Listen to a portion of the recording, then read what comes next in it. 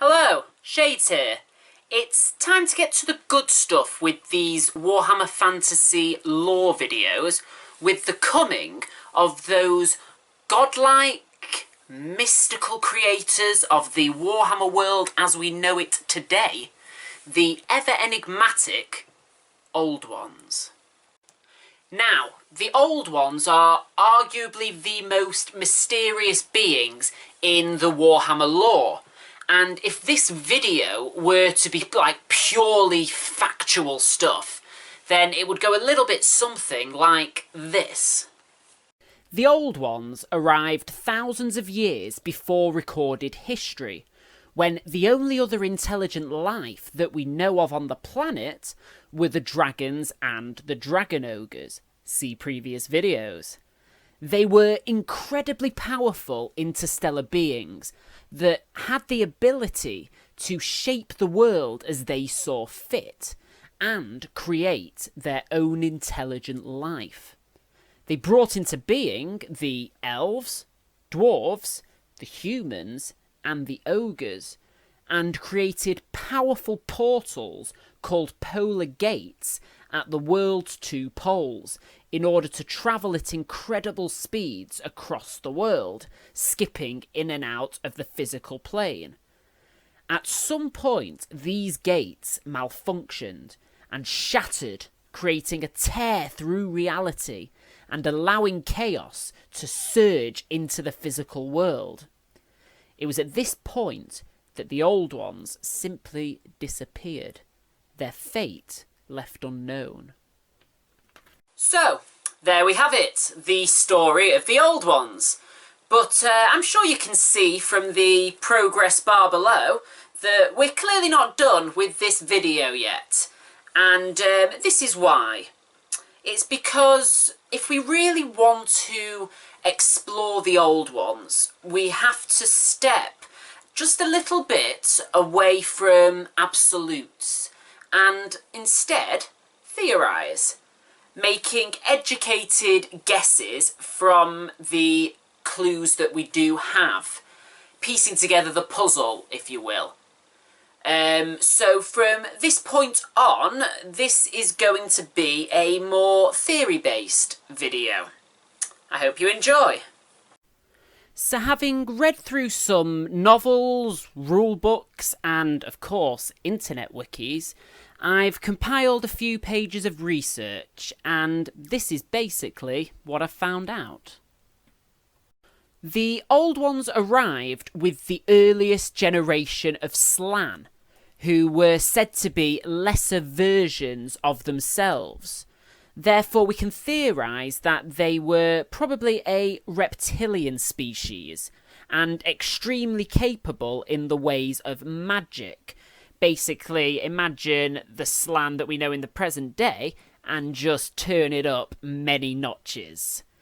They were the most powerful creatures, really, that we know of in Warhammer, with the ability to shape the world to their will, which makes sense because we know that present-day Slan, such as Lord Mazdamundi, he was able to move mountains, so again, just take it up a few notches. Before their arrival, the world was locked in an eternal ice age, and the only intelligent life around that we are aware of anyway are the dragons and the dragon ogres. I wonder how they felt if they were used to such a cold climate and then the Old Ones come messing around heating it up. Anyway, the Old Ones moved the planet closer to the sun, so that shows the extent of their power. They were actually able to move the planet.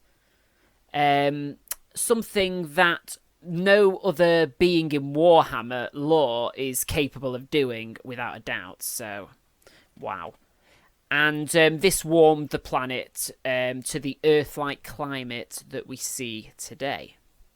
After having sorted the planet out, they went on to create many of the races of the Warhammer world, the ones that we are familiar with. Elves, dwarves, men, halflings, and ogres.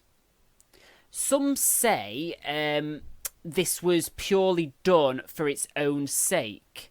That they basically found a world and they wanted to create their own life forms and govern a world filled with intelligent life. However, the other theory is that they were aware of the coming of chaos, and the reason they were creating these creatures were that they wanted races that could help them combat chaos when it arrived. If anyone's played 40k, this will probably sound very familiar because it's very similar to 40k lore. And earlier Warhammer lore, it did seem to be far more closely connected to 40k, but they sort of went away from that in later years. And this theory, I think, is far more interesting, as it definitely fits with the pattern of the races, and there's so much more you can theorise about if you start from this idea. So let's look at the races that they created with this premise in mind. We'll start with the earliest, the lizard men. They were created as an aid to the Slan, as the Slan were already in existence with the Old Ones, the very earliest spawning of Slan anyway. And the lizard men were created as physical warriors, which were very much needed, as while the Slan were incredible with magic, they lacked any physical strength. They created then the Skinks in order to aid with the day-to-day running of lizard men's society. Moving on to the elves, they gave the elves again a great affinity for magic in order to help combat chaos. And then shaped for them a homeland. They gave them the island of Ulthuan. However, the elves, probably not the perfect weapon against chaos. Certainly their magical prowess would help, and they are nowhere near as frail as the Slan, with many great fighting elves. However, again, they felt they were slightly on the frail side, and also because of this affinity for magic, they were a bit more susceptible to chaos corruption. So they thought they maybe needed to create a few more races. So, 2 races down. These races, slight focus is more maybe on the magical side. Next up were the dwarves, where they went in the complete opposite direction, giving them no affinity to magic, at least in its raw form. The dwarfs were made so that they were very immune to the corruption of chaos, and they were also a much tougher, hardier people than the elves. So, sort of a balancing act. The elves on one side, the dwarves on the other side. It must be said, however, that the dwarves did learn to trap magic in runes, and this proved very useful in making magical weapons and armour. You can see the pattern I'm talking about. There's clearly a plan here by the Old Ones. They know that chaos is coming, and they're looking at tackling it in different ways, whether it's through physical prowess or magical capabilities, giving different races different powers in this sense. However, feeling that these 2 elder race creations were too extreme in being polar opposites to each other, and too set in their given abilities to be able to adapt to the ever-changing essence of chaos, they went on to create the humans. So, humanity, somewhat in the middle. They did have magical ability, though nowhere near to the level of the elves. They had more durability and affinity for industry, though not to the extent of the dwarves. Men's gift was the ability to adapt to any environment and situation, keeping them ahead of the game against the shifting nature of chaos. Perhaps the humans' much shorter lifespan was actually an ability that aided them in their adaptability. However, humanity also had its weakness. Because of this adaptability, they also were able to much more easily adapt to a life of chaos, maybe something that the old ones didn't foresee. And so men became far more corruptible.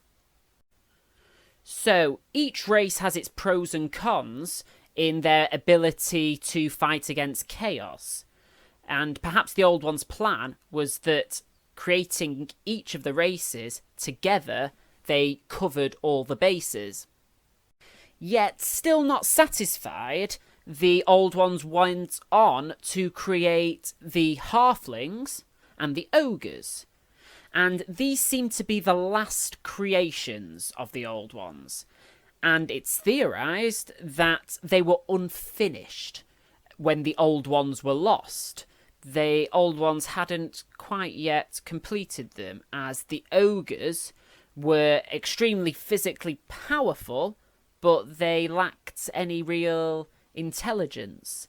And the halflings, we don't know why the old ones created the halflings.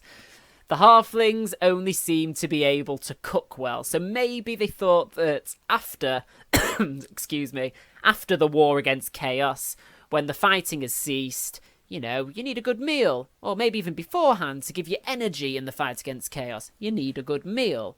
Let's create some halflings with the power to cook. Whilst these were the only creatures created directly by the old ones, and their slan helpers, let's not forget, it's also worth talking about some of the races that were indirectly created by them. And these races tend to be the evil races in the game and in the lore. The races that the old ones didn't create, but through their actions were nevertheless created. The Greenskins, the Orcs and Goblins, they arrived on the world around the same time as the coming of the old ones. At least that's what's theorised. And it's also theorised that they were perhaps originally some kind of spore or virus that maybe hitchhiked unintentionally on the old one's ships, those silver ships that we talked about in the beginning. They hitchhiked from another world and arrived on the Warhammer world, infecting the native species that eventually evolved into the Greenskins. Next up, the Skaven and the Beastmen. I've put them together because the theory is that they have a very similar origin story. And this one I find really interesting. Remember, these are all just theories, but this one sounds pretty cool. Perhaps, when the polar gates shattered, the raw shards of chaos energy that spilled into the world, it dropped onto the physical plane and again mutated native species into chaotic intelligent life. They had the essence of chaos inside of them. Perhaps the Beastmen from the beasts that originally inhabited the Warhammer world, and the Skaven from the rats that already existed. The theories on these indirect creations I find really interesting because, once again, it fits into a pattern. With the Greenskins, they don't seem to worship chaos. They are no doubt aggressive creatures that want to destroy all others and do despicable things, but there is no evidence that they worship chaos in any way. They have their own gods, Gork and Mork, and they don't seem to be chaos gods. And that would make sense, because with the Greenskins, they hitchhiked onto the Warhammer world from another world. Chaos wasn't involved in their eventual rise to what we know them as today. The Skaven and Beastmen, however, with the Beastmen, it's absolute, they worship chaos. Some would argue no other race worships chaos more, or is it the essence of chaos more? So it makes sense that they have chaos inside of them. They mutated from chaos energies. And the Skaven, it could certainly be argued, there's a strong argument that the Horned Rat is a chaos god. So again, it makes sense that it was the raw shards of chaos that eventually mutated them. So, the Chaos Gates have exploded. We now have the £1 million question. Pound because I am British. The question is, what happened to the old ones? We've got some different possibilities. I'm going to run through a few. Option 1. They felt that their science experiment had been ruined and they disappeared, leaving the world to its fate, perhaps deciding to start again somewhere else. Option 2. They were caught in the gates or travelling through them when they exploded and were destroyed from the impact. Or perhaps even worse, they were trapped in the veil between worlds and are still trapped there now.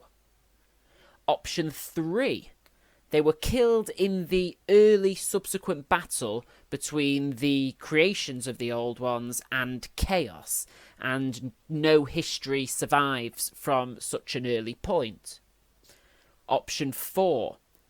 They are keeping out of sight from all other intelligent life, perhaps remaining simply as observers, or perhaps secretly directing events from afar, aiding their creations unbeknown to all. Okay, so we've talked about the coming of the Old Ones, their creations on the world, and their disappearance from it. The last thing to really talk about is who were the Old Ones, and what were they like? What can we learn and try and discover, and yes, theorise about the nature of the Old Ones? So, a good place to start is with the lore of the Lizard Men and their histories, as they're the oldest of the Old Ones' creations, and it's believed that their oldest spawning, which unfortunately none still live, had direct contact with them, travelling with them to the world and aiding them with their forming of it to their will. The Venerable Lord Croak, oldest of the Lizard Men, or oldest of the Slan, is said to have been taught by an Old One called Teapot, taught the winds of magic, and also taught by an Old One called Potek the secrets of unwinding the threads of time. From this alone, we can theorise that each Old One probably specialised in a certain skill. You've got Teapot with magic, and Potek with mastery of time. As for the rest of the Old Ones, very little is known. Some names are connected to certain attributes, and for others we just have names. So what follows is a list of the little that we know. Some of these names are crazy to pronounce. They've got a very Aztec Maya feel to them, but I will try my best. I could be getting them completely wrong, but here we go. We have Chotek, Lord of the Sun; Itzel, God of cold-blooded beasts; Xolanca, the Lost One; Quetzal, the Protector and Warrior; Huanchi, the God of Earth and Night; Tsunki, Lord of Waters; Xotl, the Chooser of those destined for greatness; Quetli, Protector of the True Way; Tlanxia, the embodiment of warlike nature. Tlazkoti, the patient and determined. Skatli, can't be that. Skatli, he who grants strength. Uxmak, the messenger. Xapiti, the vengeance god. Xoka, the spirit of stone. And Rig, nice easy one, the mother. The other 4 that I've got here, unfortunately, there is nothing, no little snippet connected to them. We just have names. There's Konalaxa, Inhamex, Yuxa, and Quatl. So, it's clear from this list that the old ones by this point have become somewhat mythologized. But with such mysterious beings, it's the closest that we can get. Right, well, the last thing really to mention about the old ones is that in Lizardmen lore, there's the concept of the need to complete a great plan of the old one's design. This often comes up. It's clear that there was some great purpose the old ones had for the world that they were unable to complete, and that it is now left to their creations to try and complete it in their absence. The exact nature of that plan we probably will never know. Whether it will be completed remains to be seen. If you made it this far, thank you so much for watching, and up next in my Warhammer Fantasy lore videos is a video simply titled Chaos. Bye bye.